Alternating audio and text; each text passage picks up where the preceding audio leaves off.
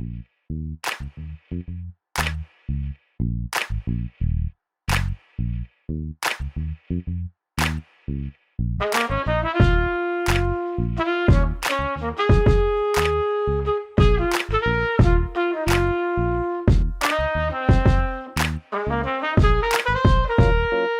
feel good to be a gangster. I'm not a gangster.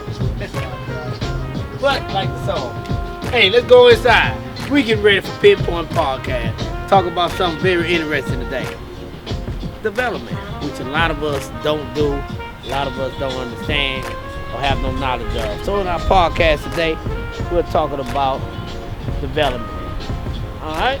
Because that's what's going on around you and you have no idea how to get started.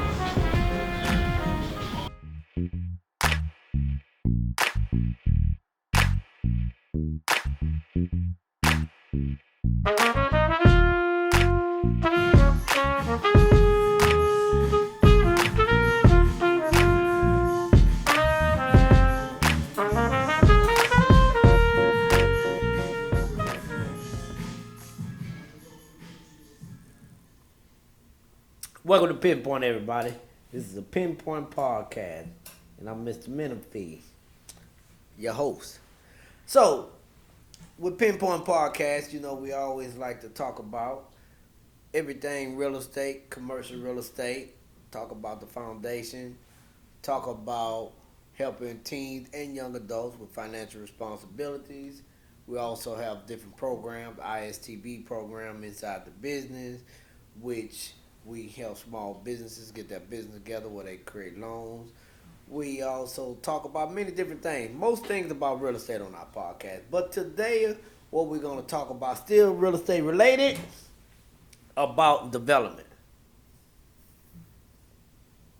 Because we know a lot of us good old folk, good old black folk, a lot of us are doing a lot of fixing and flipping, which is a great thing, not a bad thing at all. Fixing and flipping is always good. But the market is so volatile because it's a seller's market right now. And the reason why it's a seller's market is because you got so many bidders out there, so many agents taking on multiple offers on the project versus sending an offer in to their seller and then letting their seller make a decision. Now the game has changed. The game changed to what? Let me just rephrase that. No game. Ain't nothing but a game. Educate you guys, because I don't like to use the word game as y'all say, as I stated on a podcast previous to. There's no game. Let me educate you guys on the fixing and flipping. And of course, I'm drinking me a good old Macallan. And I like to say when the smoke clears, you can see clearly. But here's to educate you guys. The reason why the market is so volatile is because a lot of agents represent sellers who's listing their properties. They're taking multiple offers, driving up the price of the property. And when you drive up the price of the property, not necessarily saying that the property is going to appraise for that price. The ARV, which is after repair value, might not appraise for that price. But here it is, the agents, some of them greedy, some of them understand the business.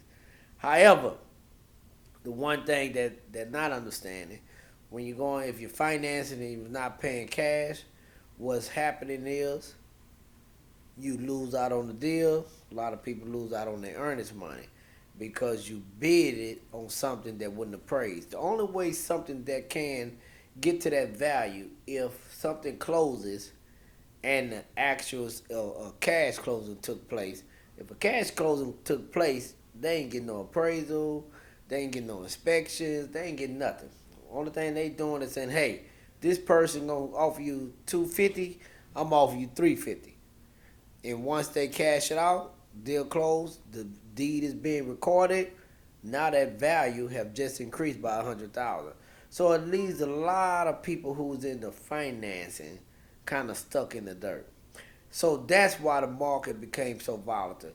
What should happen is when sellers list a property with an agent, whatever offer they get is their responsibility, fiduciary duty actually, because they're licensed agents, is to present that offer to the seller. But what they don't do is present it. They wait till they get three or four, and like taking a kid to a candy store. When they take that kid to the candy store, now you got options. And you know what happens when you give a kid options. They get confused with the options. Hey, you got a Butterfinger over here, you got a Reese's over here, you got a Sneaker over here, you got a Babe Ruth over here. For those of you too young to catch what I just said, hey, that was a candy of choice back in the day.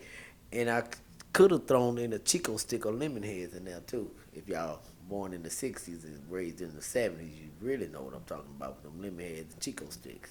But here we go. In that market, that's what we have. So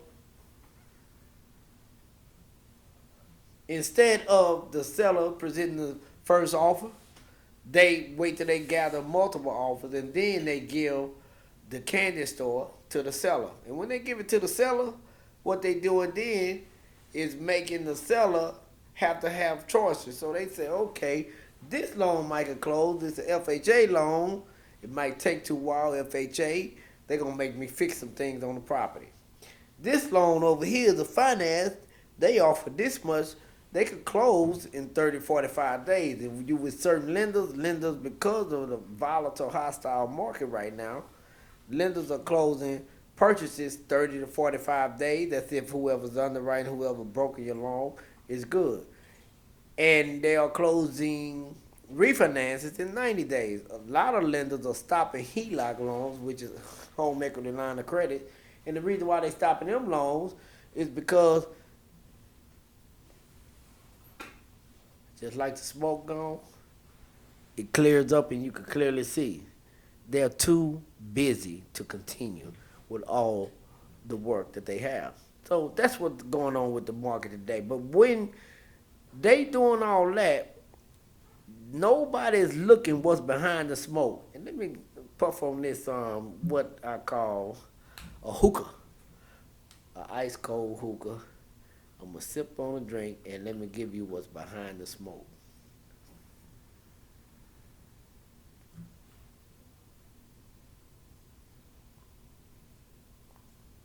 So, what's behind the smoke is a lot of development, a lot of regentrification going on. Why we good old people, good old black folk, good old small time investors, fixing and flipping, nothing wrong with that. But while we doing the fixing and flipping, taking on these projects, we missing out on the real thing. The real thing is behind the smoke that you can't see because it's too foggy. The real thing is construction, is development. And a lot of us don't understand that construction or that development because you looking through the smoke, you looking through the clouds. You can't see what's going on. They gentrifying neighborhoods. They going in and getting offering money to these properties that was once paid 30, 40, 50,000 dollars, and people took a while to pay them off.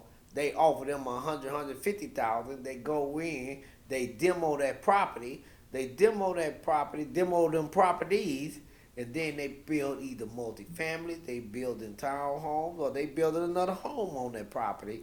But now that property that they paid 150 for, they selling it for 500, 600,000. Now in that neighborhood, what just happened right before your eyes while you looking at the smoke, rubbing your eyes, taking off my glasses, you rubbing your eyes like this here. You can't see, right? We know what smoke do. It blogs your vision. So I'm here today, Mr. Menifee at Pinpoint Podcast. Hopefully, I could unblog or uncloud your vision. Because as you doing that, they're buying the properties, tearing them down. Because what's actually harder than a construction, than a development, is a fix and flip. Because in that fix and flip, you got an old property that you might have won for 100, 150,000, just say 200,000, right? But then you go into construction to demo that property, not to demo it, but to but to rehab that property. Once you start rehabbing that property, what you then find out is, wow, they got old pipes. But the code say, the city code or the county code, depending on where you purchase that property at, they say, hey, you need to update your pipes. You need to update your plumbing. You need to update your AC unit. You need to update the wooding because they had this type in there. You need to update your shutters. So you thought that property that you purchased for 100,000, 150, 200,000, you was gonna put maybe 50,000 into it and go back and sell it for about 300, even 350. But you realize by the time you did all that upgrading to the pipes, to the roofing, to the gutters, and to everything else, a part of the rehab, what you didn't realize is your budget, which you need to understand the budget, then went from 50,000 to 150,000, and you purchased the property for 150,000. Now you're at 300,000, and you got it on the market for 350,000, and you got to pay an agent. You don't have to; you can sell it yourself. However, if you want to move it fast, because they got ways of marketing fast, if you get the right agents, like Pointe brokers, of course, we can move a lot faster. Within 24, 48 hours, the house is gone. When we put it on the market, probably within the next hour or two, you probably have 2 or 3, 4, 5 offers, you know? Always remember the smoke. That's the cloud that's in front of your eyes, having you rubbing while you don't see what's behind the smoke because you can't see clearly. So I'm here to make you understand we'll see clearly. Now you got 300,000 inside that property. Then what you end up doing is you listing that property. So your profit margin done went from 50, 60% to maybe a negative 5%, negative 10%. Now you just need to get out of it. Kind of like selling cars. You know, when you go into an auction and you go sell a car, when you go buy a car for somebody who's not approved for that car, then you put it on your lot, or you just buy it because you're a broker and somebody said they could want to purchase the car. But they didn't have their financing together, they not cashing out the deal. What happens? You stuck with that car. So what you do, you run that car back through the auction. You paid 60,000 for the car in the auction. Now you got to run it back through the auction and settle for 50,000. Made no money on it. You drove around in it. You got miles on it, and you take a loss. You get your 50 back, but you lost 10. That's how the hostile market is in rehabbing. But what you're not understanding is the development, the construction. Construction, you buy a property.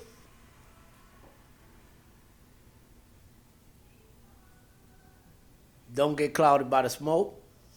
Wait till the smoke clear. Don't rub your eyes. Keep them open. Endure the smoke. So when it clear, what you do then is you take a sip and say, I got you. And what you mean by you got you, I'm not going to let you get me. That's why I got you. Now, what I mean by that is, once you see that smoke clear, you purchase that property, then you say, hey, I'll tell you what, it might cost me too much to demo this property. I mean, it might cost me too much to rehab this property. So what I'm going to do is tear down the property. Pay 10, 15,000, maybe 20,000 to demo the property, depending on the house size, depending on the lot size. I tear that property down. Then when I tear that property down, I got to go through a development process. First, I got to get a permit from that city or that county, depending on where that property is located. It depends on who's governing the project, right? So, once you figure out who's governing that property, if it's in the city or the county, they tell you, hey, you need to get a permit. A permit gonna cost you $500, $1,000, whatever it may cost you, whatever that city or county is charging. But that's only $500 to $1,000. Now, then you got to get a demo crew. You can try to do it yourself, but it's things that come with demoing the property. Because you got to remember, the property you're demoing once was a home someone lived in, someone dwelled in, someone called it a homestead or IP, investment property. So now you want to demo that property. But you got to remember, that property got lights, electricity running through it. It got water. It got gas running through it. It got sewage running through it. So it ain't that easy just say I'm gonna tear down a house. Because if you tear down that house, what if it got a lot of rodents? Now you got to get a rodent letter to make sure and ensure those rodents not there, and if they are there, where they gonna go? So that's why you got to have a rodent letter. Then if you got rodents, now you got to have a rodent plan. All of this comes with them on the property, but don't sweat, don't fret, because that's still cheaper than you going into a house not knowing what's behind the walls, what's behind the ground, what's in the pipes, what's the wood, what's on the roof. Yeah, you got to pay a little something, but at the same time, when that smoke clear, you can see through it. You know you got roads, so you know you got to get insurance plan to make sure when you demo that property, them roads don't go to your neighbors, them roads don't go to the field. You got to set up traps. You know what you're going through because someone has inspected the property for you, which makes it a lot easier than you setting up and rehabbing for the property, you know? So those are things you need to understand about purchasing the property and making a decision with your money, which is called a financial decision, or whether you want to demo the property, rehab the property, or just tear it down and do a whole new development. And now the new development thing is part of the regentrification thing. The regentrification thing is coming in, purchasing property,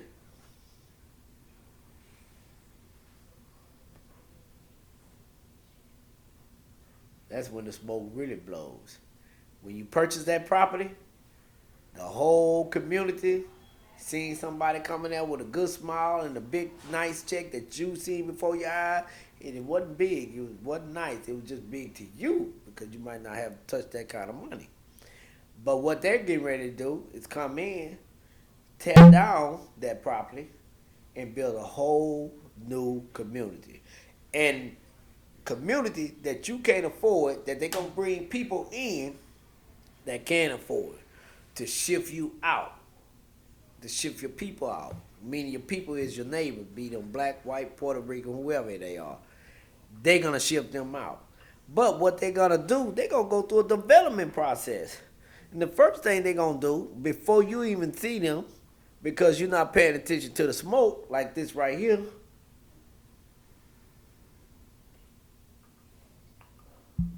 the first thing they're gonna do is blow smoke in your eyes and tell you they're gonna build something that you can afford to get you to sell or get your neighbors to sell, because you probably one of them concerned, loving persons, not understanding business.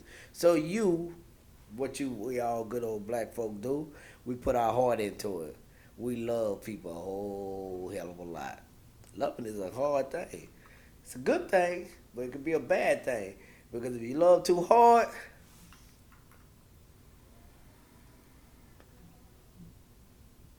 you never see what's behind the smoke because it's clouding your vision. If you love too hard, you can't see that snake. And that snake slithers on that ground, travels on his belly. And then when they see a target, they so fast. When they strike you, you miss. You hit, you got venom, you poison, and you shook. You run into the doctor trying to live. That's just like these regentrification neighborhoods. That's how they coming through in development. So today, Pinpoint Podcast want to help you guys have an understanding of the development process. Help you guys and educate you guys and help you understand the process of development after the smoke clears. You dig? So, when you come through and purchase some property and you see the rehabbing ain't good because the houses are old, it's going to cost you more money. So then you go into development. Part of development have to understand. The first thing you got to do, you got to evaluate that neighborhood. You got to evaluate the streets, the connecting streets, the highways, and everything that's on that neighborhood. You want to make sure what you trying to develop is economically feasible and financially profitable to you in your project. Because one thing that you could do is not have an understanding of what you're doing when you purchase a property. And then the worst thing, in my opinion, only in my opinion, is to take money that you got, wherever you get it from, whether it's from a loved one, an inherited one, or you hustled, or you worked hard, and take that money and invest in somebody else's dream, somebody else's vision, somebody else's smoke screen. Because you can't see clearly on what's actually going on. You go to invest in that project, and you don't know what's going on because you're not attached to that title. You're not attached to that project. You're not attached to that company. You're not even attached to none of the operating or the bylaws or agreements of what's going on. So you give money and try to figure out, hey, I'll give you this money, man, that's a good idea. But you don't even know if that person that's bringing to you have a good idea and did their homework. So it's always good to educate yourself. It don't cost nothing, whether you want a license or not, to go to real estate school. I advise all people who go into investment, spend that couple of $100 in what city or whatever state you're in to understand and to learn real estate on your own versus somebody with a tongue got a bunch of oil on it. Wake up every morning, instead of brushing their teeth, they oil in their tongue to speak to you to get that money out you. You know, hey, that's another story, another topic, another podcast. Let's get back to the smoke screen. Now, like I said, when you going to buying that property and you going, or somebody going, you're going to develop that property, there's a lot of things that involved with it. It's not a fast flip. Fix and flips are fast. A bigger profit is like the turtle. Fix and flip is like the rabbit. The turtle gonna take its time and get all the money. It's kind of like this old thing I heard back in the day where you had two bulls at the top of the hill. And the son bull say, hey, Pops. Pops said, what's happening?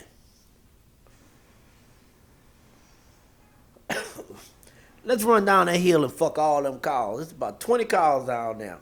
And we hard up. Let's go run down there and fuck them. Pops looked at his son, did what I'm about to do.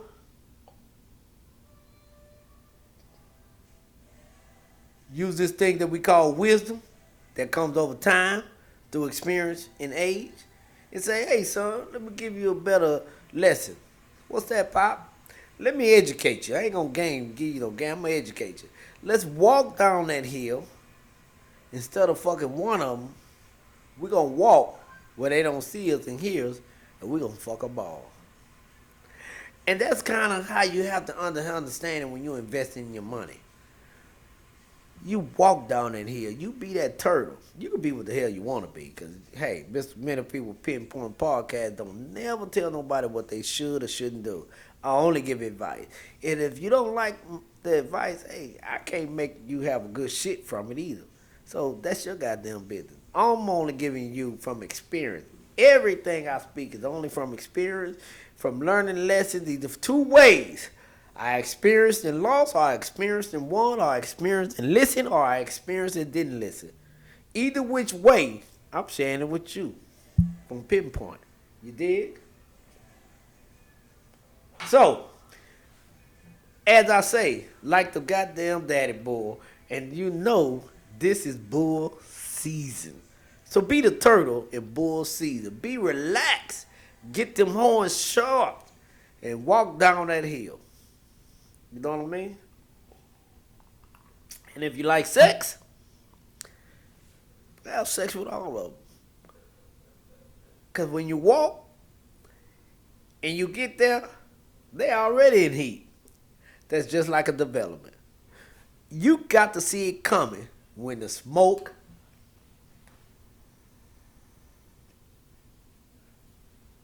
clears. You dig what I'm talking about?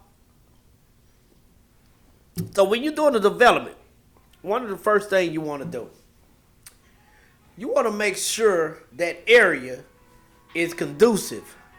You want to make sure that area is conducive to what it is that you want to do. You want to make sure that the area is conducive to what you want to do. You understand what I'm saying? And if it ain't, guess what happens? If it ain't, you keep it moving. You know what I mean? You make sure that area, when you get to evaluating it, you get to doing your homework, you get to doing your market analysis, you make sure whatever project you want to bring there could benefit you as well as the people around you. Because they'll take you better and receive you better with a smile. And if you make a friend, just like scriptures say, hey, we not getting into no spiritual shit. But a friendly person has friends. And if you friendly, them people going to refer you to their neighbor, to their friend, and everybody else. Because everybody profits. Everybody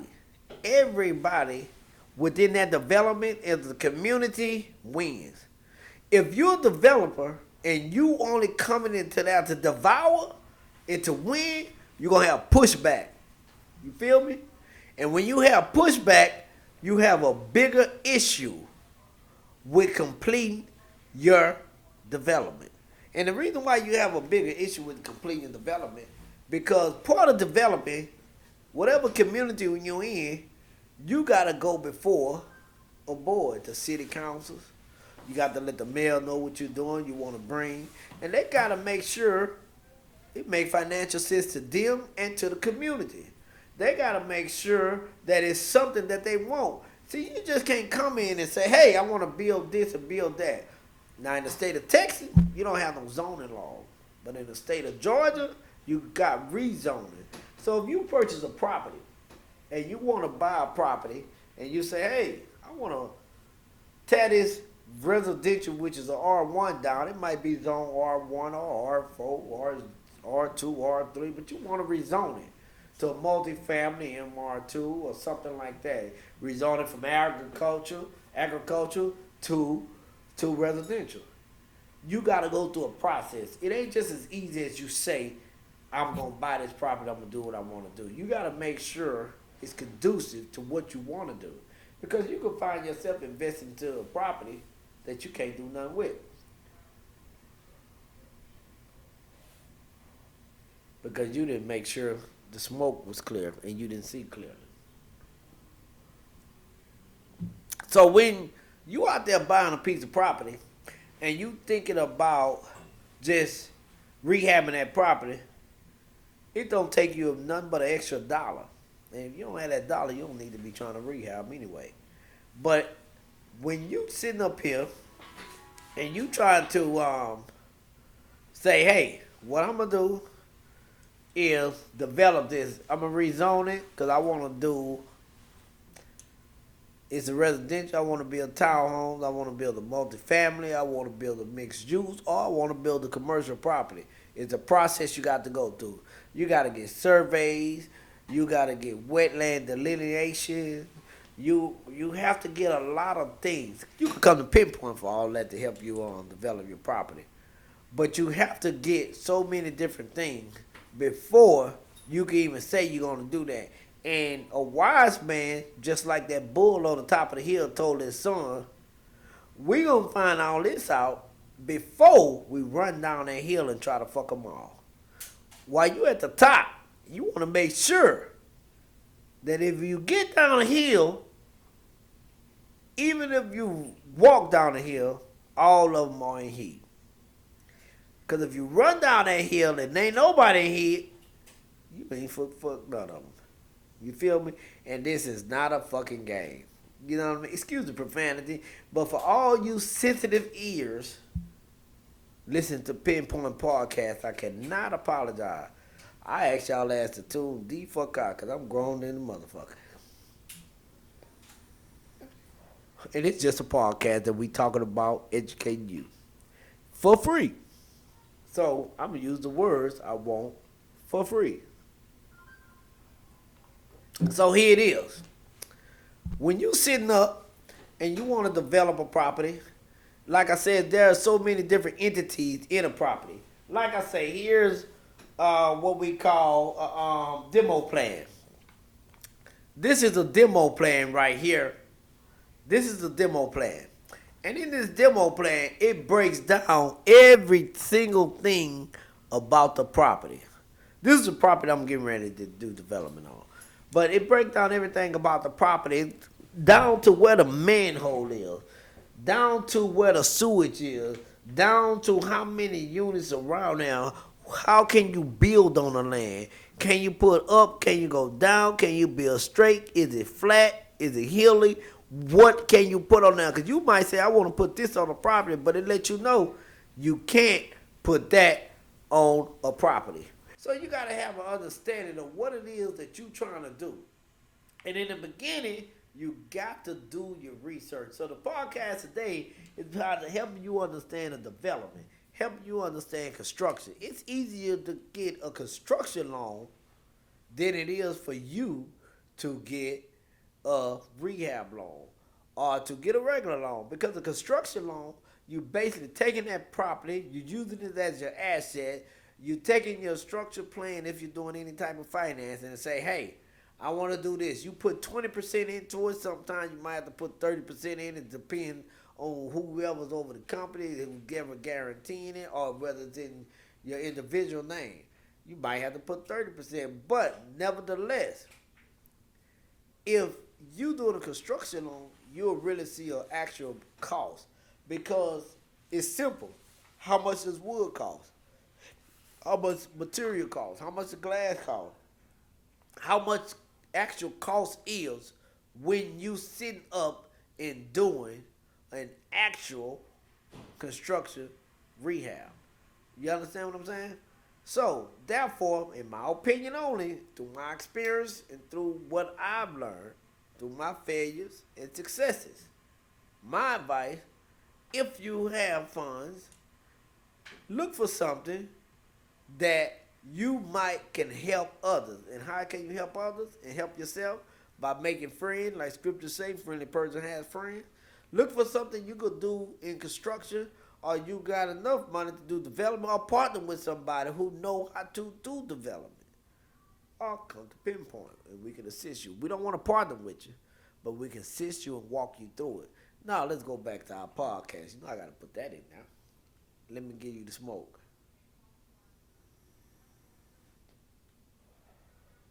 So when that smoke clears, once again, you should be able to see what makes financial sense with what you're trying to do. What's more feasible. A lot of people think you got to have money to do a big development. The thing about it is you got to have the knowledge. You have to have the connection. You got to have a team of people who know how to get you there. Same way with a rehab. The only difference is in a rehab, you're going in blind. With a construction, you're going in clearly seeing because there's no smoke for you to wait to clear the cloud for you to see through. And the reason why, because it's dirt, it's gravel, it's grass. You know what you're building up. You know what's there is nothing. What you're talking about putting there is something. But with a rehab, you got to tear down. You got to dig in. You got to bust down walls. You got to pull up the concrete which was stable. That you say not stable. So you think because somebody told you it's unstable, you got to re-concrete. The pipes, you go down. You get permits. They say, hey, these pipes been there since 1960. It's 2021. We done upgraded since then. You got to do this. You didn't anticipate that in your budget. Now you have an understanding of why it's better to do a construction or development than it is to do a rehab. See, these are things we have to know when we talking about investment. A lot of people come to Pinpoint and they say, hey, give me a rehab loan. I want to fix and flip. We turn more people down, like our collar, than we do anyone that want to invest. I'll tell them like this here. Hey, there's a lot of companies out there that would assist you. But what you talking about, of course I would make a commission. But I don't need money like that. I'm blessed. I'd rather for you to listen or go somewhere and experience it on your own. What I mean by that is you want to rehab something that was built in 1920 because I've had several clients like that. You don't know what's under there. You don't know if it's a dead body. You don't know if there's a grave. You don't know if there's a pipe that been busted that done froze up. You don't know what they just found Harriet Tubman underground somewhere in Georgia, and they say they just know for sure that's there. That was up under what we call this property, real estate. Everything is real estate in the world. Whether you buy a house, whether you rent an apartment, whether you go to jail, whether you go to the hospital, whether you get a business, whether you got an airplane and you got to get a port, it doesn't matter. Everything falls upon the real estate. Somebody buying, somebody leasing, somebody selling, somebody renting. Everything that we do, we got to have some part of real estate. It don't matter what end of you on. Even if you're homeless, you take your tent, you put it up under a bridge. That's real estate. That's somebody's property that you claiming. That's encroachment, which is creeping over, but at the same time, it's real estate. So no matter what happens in life, you know the one thing that you're gonna have to deal with is real estate. Whether you on the buying end, the renting end, the leasing end, or the selling end, it doesn't matter. Real estate is something that you should get in because you can't get around real estate. Cause somebody gotta have a place to live. The courts gotta have a place to do their business. The jails gotta have somewhere to house their inmates. The hospitals gotta have somebody to house their patients. You know, the car lots gotta have a location to place and house their car. The the airplanes gotta have a place and a location to place their airplanes. Everything is real estate. Even if you take it on water, real estate. So when you get into this real estate world, it's really best that you get some real knowledge of what education you're getting into. I ain't gonna say game. I'm gonna say educate yourself. What it is that you really get into when you start touching bases with this real estate. Every single billionaire, every single billionaire, I guarantee you they millions started from here, but they billions came from real estate, owning property, owning land. Even if you got a wine factory, you gotta own the land. You got a farm, you gotta own the land. All that's under development as well. You understand what I'm saying? Your land is strip, real estate. Everything until the day you die is real estate. The question is, how are you gonna own a part of that real estate? Are you gonna get something fast and fix and flip to get some quick money and spend it up because you want to look good and say I'm making money? Or you gonna get something and you gonna stretch it out to where you can make some money and then go buy something else and develop again. Development is the thing. Now, I didn't go through the whole development process, but one of the things I did go through is the demo plan, right? Another thing I'm talking about right now, rather, the survey. You gotta get a survey plat. Your survey plat, you gotta know exactly what you can put on that land. Now, we with the naked eye won't know what we can put on the land because our naked eyes see smoke. And when we see smoke, we can't see clearly until the fog. And then by the time that is, we done lost a lot of money.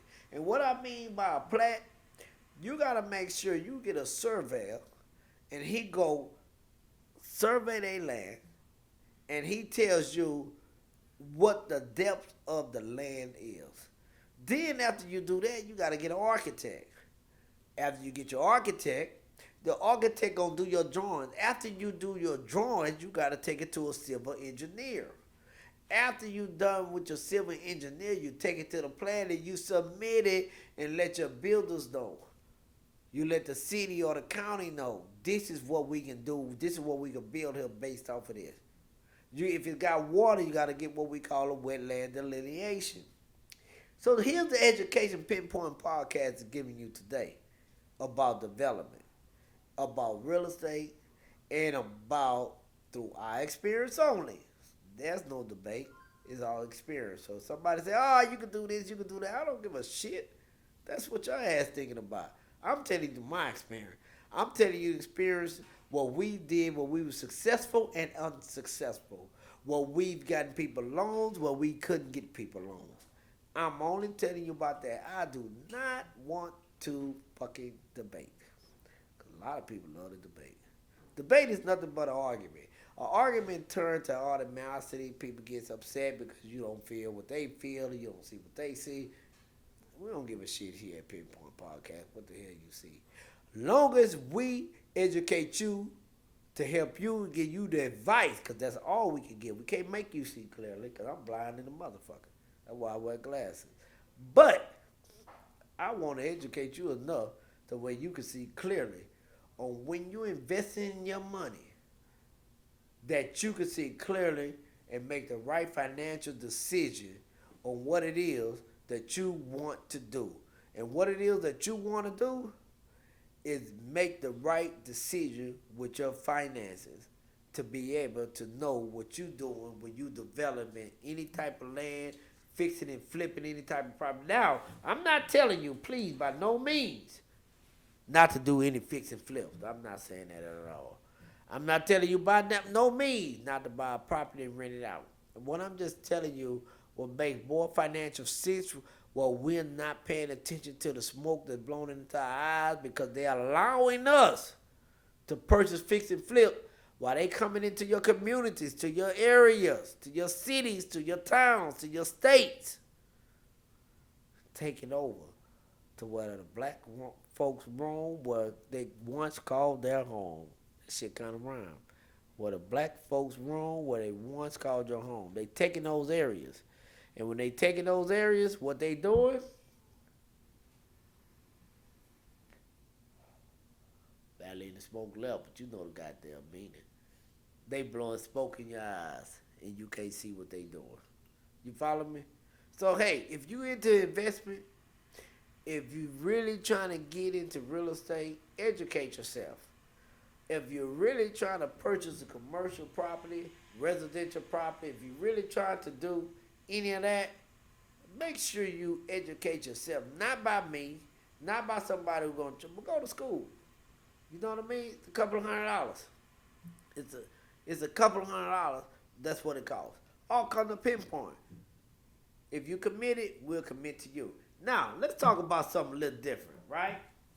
That's Pinpoint. Really? We talk about real estate. Now, we're going to close you out. At Pinpoint Foundation, right, we are a 501c3 nonprofit organization. And we have a program here that we call the IRE program, I-R-E, Inmate Reentry. Now, you got a lot of programs like this. The federal government got a program called the Inmate Reentry. But that Inmate Reentry program is on the inside. They actually give you nothing on the inside, but we give you actual resources on the outside.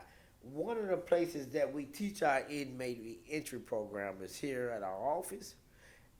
And also, we're currently active teaching over at Newton County. It's an 8-week program where we teach inmate reentry program. And inside the inmate reentry program, it's an 8-week course, and we give them real resources. We go from A to Z. And I just kind of give you a detail on what it is that we do with inmate reentry. The inmate reentry program is developed to aid convicted felons, paroles, and probationers, and all other incarcerated men and women adjust back into society, create, assist, and find employment to help establish a business for the individuals. You can visit us on Pinpoint Foundation, on our YouTube, which is Pinpoint Foundation, and you can see some of the graduations that we did inside the actual jails. We have actually got the jail to take off time for some of the inmates who participated and completed our program, got certificates, and actually had county time. You have to have county time. You can't get The state time, we're working on that. And we give them out books. The last time we did a program, we was doing county right before the pandemic, and we was doing it during the pandemic. Well, we gave out Jay Prinsley book, Respect. That's a good book out there. We gave that out to the inmates, and then we gave out another book that was written by my aunt, called Life. We gave that book out, and we had them to get them to autograph it, and we gave it to each inmate that got a certificate and completed our program. But here we go. The inmate reentry program. We aim daily to help stop jail and prison recidivism repeat itself by providing programs that consist of mentoring, job placement, business development, life skills, CUM, choices you make, management and education. Now, management, choices you make. That's was taken by a good friend of mine, Churchill Williams.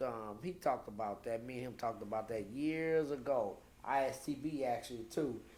He wrote a book about that, by choices you make about everyday life. Go get the book. It's a really good book. But to continue on about the IRE program. The IRE program assists of any of its participants that has been a part of the classes or mentoring programs with obtaining their driver's license. We do it. Help with that. Or state issue ID if needed by paying and providing transportation to the DMV that closes to their residence. That's closest to their residence. Now, what that means is if you participate in our program in jail, the IRE program, and you contact us after or doing while we're teaching the program.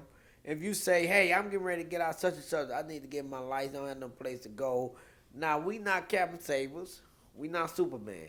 But what we will do is get out there, organize to pick you up to help you, and we pay for it. And no, we don't ask for grants or anything else. Donations if the person wants to donate, and they can go to they can find us on Zelle, Pinpoint Foundation. However, we don't take grants and nothing from the government. We do this all ourselves from the heart. So what we do, we pick them up and we take them and help them get the documents that they need, and then we make sure we get them down to have a driver's license or ID, whatever they need, because that's essential. A lot of people don't know how essential it is just to be able to identify yourself when you're walking and roaming these streets, during the day or by night, when you don't want to come in contact with a police officer and not have identification, because they have different laws where they can come up with an excuse to lock you back up, and you ain't did nothing. They don't know you just don't have the money to not be able to go and get your ID or have the knowledge of know-how or whatever it is. Pinpoint Foundation is here to help you through that.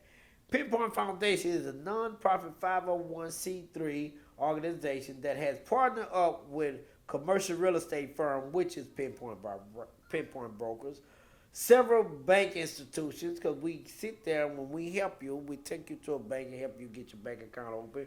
We'll provide the funds to you, $100, $50, whatever it costs to get the bank account open. We get that money to you. No, we're not a part of that. We just give you the money, because one thing about it, it's essential that you have a bank account. A lot of people say, I don't want my money in the bank, and I understand. But a lot of things in this life today, you can't do without having a bank account. So, anyway, several bank institutions, tax and accounting firms, commercial and residential lenders, construction companies, that's to help you, again, go back to what the topic we was talking about, if you're trying to build a home, because a lot of people come home because they are kings, because they were stimulators, and they have money put away. So when they come home, they able to provide for themselves. But they don't have the resources. We provide real resources. Construction companies, urban development groups, business proposal preparers, film industry. That's right, we say film industry. Companies and courier transportation companies that will enable the foundation to perform all of its program obligations to all participants of the IRE program to help readjust back into society. Now, one thing I always say about the reentry program, we'll close out here. You got a lot of lobbyists. You got a lot of politicians. You got politicians that you support. You put signs in their yard, in your yard, at your businesses, and everything. But after they get in position, they don't come see you. They don't come say hi to you. They don't even recognize you no more. But they ask you to support them. What we do is real over here at Pinpoint. When you get out, if you took our program, we really here. We are really there for you if you need it. Now, we understand about the oil and we understand about the brushing of the teeth and brushing of the tongue with oil and making yourself slick. We know a lot of people out here that use it and use the sympathy roll. With a stop up no, we smell that, so don't try that. However, we're here to assist anybody who really seeking help and we feel the desire that they really need. And what I mean by with the politicians and everything, you got a lot of politicians out here that say, hey, we're down for prison reform. We're down for this when it's time to elect them and re-elect them. But what's prison reform? Is prison reform real? Or is the prison reform what they teach us straight bullshit? I think it's bullshit. Because real prison reform, if you get sentenced for anything and you're released, you should have all of your rights restored. You don't never have a lobbyist against that. Restoring all the inmates, all the prisoners, all the incarceration person rights restored. And you know why you don't have that?